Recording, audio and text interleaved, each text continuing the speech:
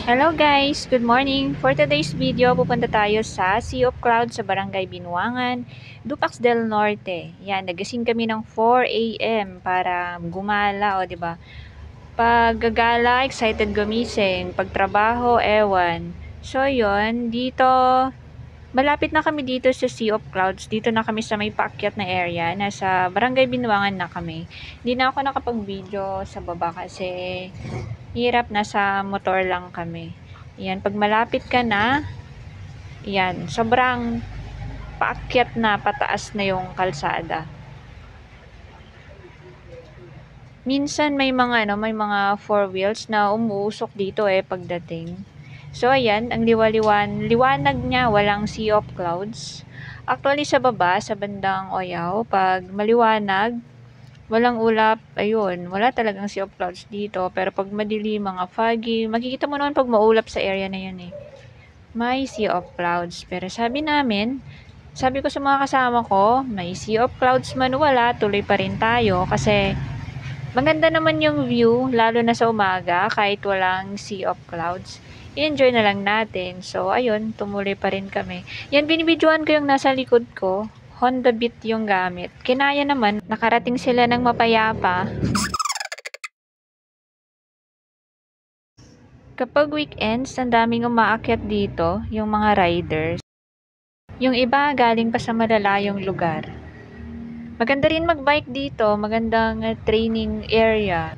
Maganda pa yung mga kalsada at maganda rin yung mga view. So, ayun, mga 6 AM kaming andito, 6 AM nang nakarating. Ito yung itsura nung dumating kami. May mga clouds naman, tumpok-tumpok, anti lang. Pero di ba ang ganda pa rin? So, nagkape na lang, umorder ng kape. May mga kapehan naman sa area. Chill-chill lang dito, kwentuhan. Yung mga kasama naming bata, di pa nila gets kung ba't kami andito. Kung ba't namin sila ginising ng maaga.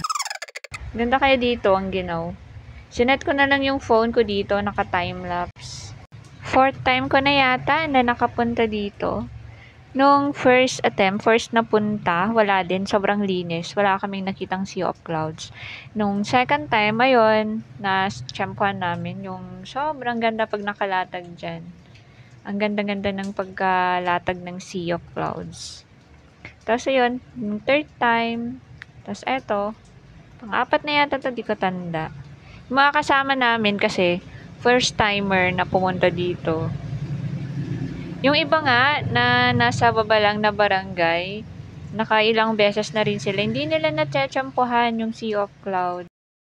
Ayan, habang tumatagal kami dito, nagpo-form na yung mga clouds. Ayan, pabilisin na lang natin. Unti-unti na silang napo-form, mga 6:30. Ito naman sa kabilang side yung mga clouds. O, di ba? Ang ganda-ganda. Pinabilis na lang natin yung galaw nila. Ayan.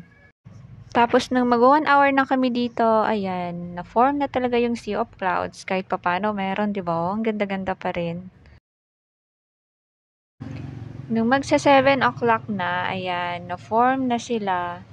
Yung mga iba na nakasabayan namin, hindi nila nahintay. Umalis sila, hindi nila nakita yan. Sayang. Mga galing pa man din sa mga medyo malayong lugar.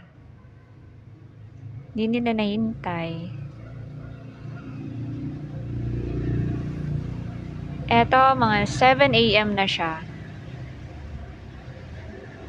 Yan, sulit yung pagising ng 4 AM mo, diba? May mga kubo-kubo din pala dyan, mga area na pwedeng magkape. Mga place for picture-picture. Ayan. Ang ganda, diba?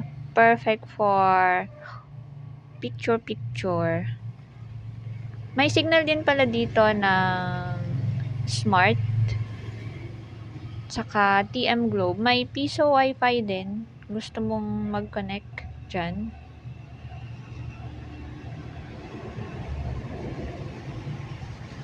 At ayun na, nag-fade na yung mga ulap. Pauwi na tayo. At least, nakangiting pa uwi. Diba? Hindi na zero. Ayan, pababa na naman tayo ngayon. Mga gusto pa lang mag-explore, dun pa sa taas, lampasan mo itong Sea of Clouds. Pwede kang pupunta sa Akyat Falls. Di ko lang alam kung ilang oras yung travel. Tapos dito naman, pag pauwi, pag gusto mo ng side trip, pwede kang dumaan sa Nararoon Falls. Dun sa Barangay Oyaw naman yon. Nadadaanan din pala tong pula or maroon na tulay dito sa Barangay Belance naman, malapit sa Central School. Marami din nagpipicture dito. Tumigil muna kami para magpicture mga kasama namin. At ayun, tapos na, let's go na ulit. Dito naman tayo sa sentro ng Barangay Belance. Maganda rin mamili dito, halos andito na rin lahat. Sayang nga, hindi kami nakabili ng gulay.